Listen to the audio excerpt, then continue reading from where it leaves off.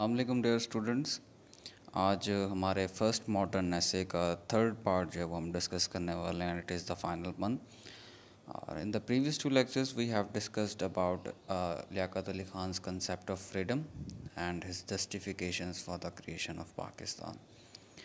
Freedom के concept में हमने बहुत सारी चीज़ें डिस्कस की कि according to Liaquat Ali Khan what actually freedom is. और उसके बाद हमने टू नेशन थ्योरी, जिसके अंदर काफ़ी सारे जो है वो आस्पेक्ट्स हमारे और फर्दर आए, जिसमें religious differences, cultural differences, social differences, differences in population etcetera and etcetera. तो ये काफ़ी सारी चीज़ें हमने इन डिटेल डिस्कस की।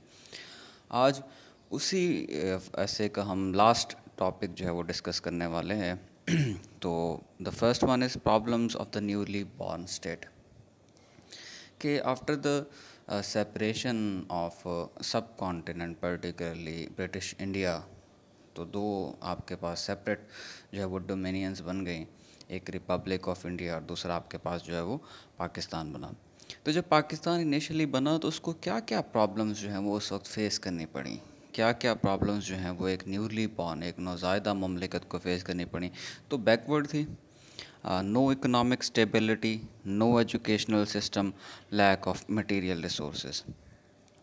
अच्छा, इस बैकवर्डनेस को, इस सारे लैक ऑफ इकोनॉमिक स्टेबिलिटी या एजुकेशनल सिस्टम या लैक ऑफ मटेरियल रिसोर्सेज, सबको समझने के लिए ये बात समझना बहुत ज़रूरी है कि जब सेपरेशन हुई, जब इंडिपेंडेंस दी गई, तो क्या हुआ एक्चुअली उस टाइम फ्रेम के अंदर तकरीबन 14 million people, approximately 14 million people, तकरीबन 1 करोड़ 40 लाख लोग जो है उन्होंने माइग्रेट किया, either from Pakistan to India और इंडिया टू पाकिस्तान।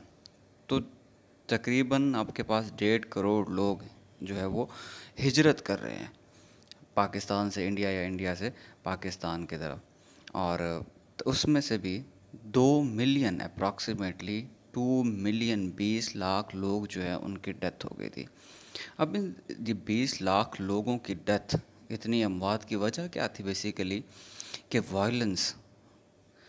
जब पार्टीशन हुई तो पूरे के पूरे गांव को जला दिया गया।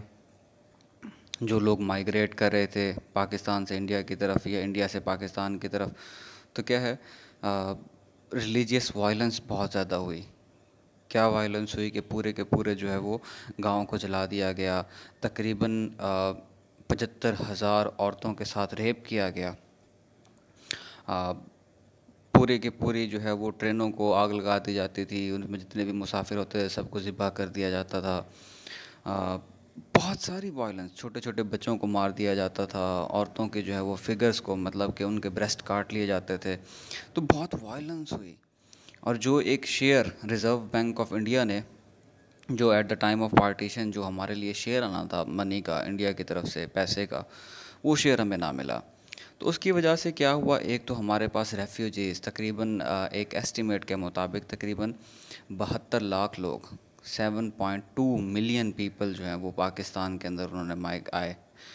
तो इतने सारे लोगों को पनाह देना और आपके पास रिसोर्सेज का ना होना, आपको पैसे ना मिलना, तो इस चीज़ की वजह से काफ़ी सारी प्रॉब्लम्स क्रिएट हो गई इनिशियली पाकिस्तान के लिए। बहुत ज़्यादा प्रॉब्लम्स क्रिएट हो गई। एक तो कंटिन्यूस टेंशन जो है वो इंडिया के साथ शुरू हो गई कश्मीर को लेकर। नंबर 2 बात जो है वो क्या है, आपको इकोनॉमिक रिसोर्सेज, आपको पैसे पूरे नहीं मिले, तो उसकी वजह से आपको बहुत बड़े मसले मसाइल का सामना करना पड़ा। थर्ड क्या हुआ कि इतने सारे जो है वो आपके पास माइग्रेंट्स, रेफ्यूजीज़ आए हैं, तो उनको आपने किस तरह जो है वो उनको लुक आफ्टर करना है, किस तरह उनको, उनकी जो स्टे है उसको आपने मैनेज करना है। तो ये सारी प्रॉब्लम्स पाकिस्तान के लिए जो है वो उस वक्त बहुत बड़ी चैलेंजेस थे जब पाकिस्तान नया बना। तो यही प्रॉब्लम जो है वो लियाकत अली ख़ान ने कैंसस यूनिवर्सिटी में अपने लेक्चर के दौरान बताया कि भाई ये प्रॉब्लम्स हमें जो है वो फेस करने पड़े।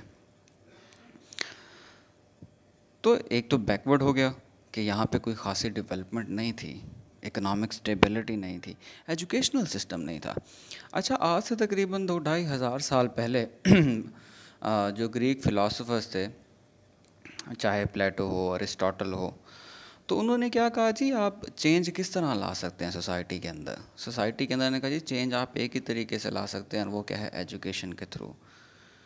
और बहुत आला किस्म की एजुकेशन आपको प्रोवाइड करनी चाहिए। क्यों? क्योंकि इसी एजुकेशन के थ्रू जो है वो आप चेंज ला सकते हैं। तो जब पाकिस्तान बना तो पाकिस्तान में ऐसा कोई एजुकेशनल सिस्टम था ही नहीं हमारे पास। तो उसने क्या किया, उसने इस सारी सिचुएशन को, जो पहले से इतनी बिगड़ी हुई सिचुएशन है कि आपके पास इकोनॉमिक स्टेबिलिटी नहीं है, आपके पास इतने रेफ्यूजीज़ हैं, एक ट्रॉमा की स्टेट के अंदर है पूरी जो आपके पास नेशन है, और उसके बाद जो है वो आपके पास एजुकेशनल सिस्टम ही नहीं है, आपके पास प्रॉपर सिस्टम नहीं है कि आप गवर्नमेंट को रन कर सकें, आपके पास प्रॉपर स्कूल कॉलेजेस नहीं है, यूनिवर्सिटीज़ नहीं है ताकि आप जो है वो तालीम देकर आगे की तरफ मूव कर सकें, मटेरियल रिसोर्सेज नहीं है। तो ये सारी प्रॉब्लम्स जो हैं वो फेस करना पड़ी पाकिस्तान को बनते वक्त। यहाँ पर लियाकत अली ख़ान ने जो है वो कुछ कंपैरिजन भी इस्टेब्लिश किया अमेरिका और पाकिस्तान के दरमियान। जिस तरह पाकिस्तान जो है वो पहले ब्रिटिश कॉलोनी था, इसी तरह अमेरिका जो है वो भी पहले ब्रिटिश कॉलोनी था। पाकिस्तान ने भी बहुत स्ट्रगल के ज़रिए जो है वो इंडिपेंडेंस हासिल की, अमेरिका ने भी बहुत स्ट्रगल के ज़रिए जो है वो इंडिपेंडेंस हासिल की। जब न्यूली दोनों बने, चाहे वो अमेरिका हो पाकिस्तान, दोनों को जो है वो बहुत इकोनॉमिक रिसोर्स की कमी थी, दोनों को बहुत स्ट्रगल करनी पड़ी जाकर। क्योंकि लियाकत अली ख़ान के मुताबिक ये था कि फ़्रीडम हासिल करना बहुत आसान काम है जी, लेकिन उसको मेंटेन करना ये बहुत मुश्किल काम है।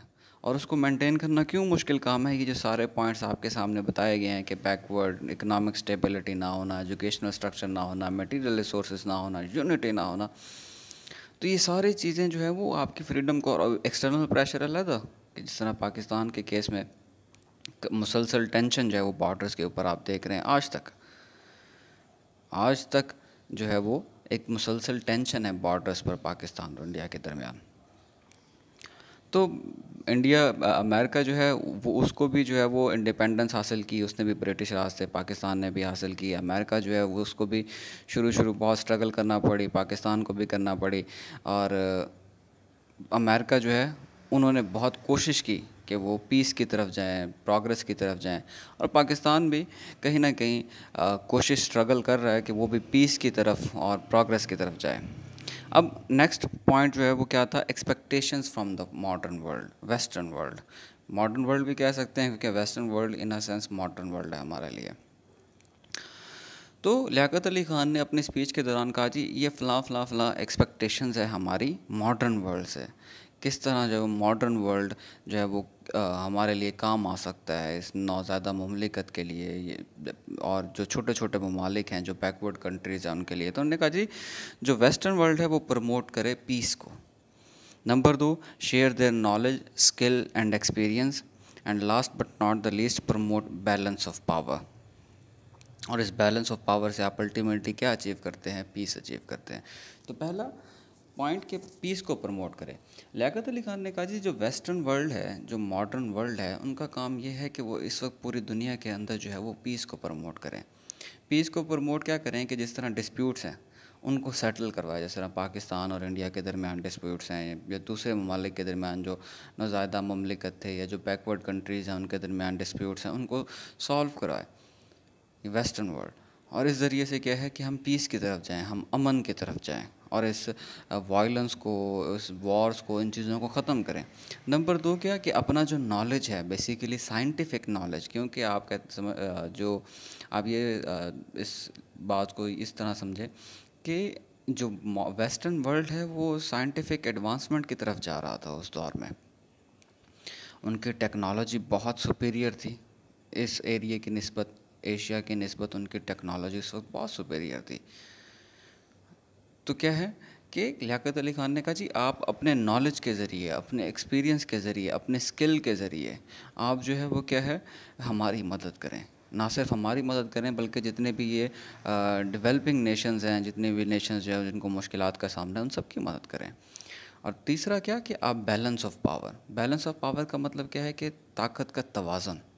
अब देखें एक रीजन है, जैसे हमारा रीजन है एशिया, साउथ एशिया और पर्टिकुलरली साउथ एशिया, अगर वहाँ पर एक जो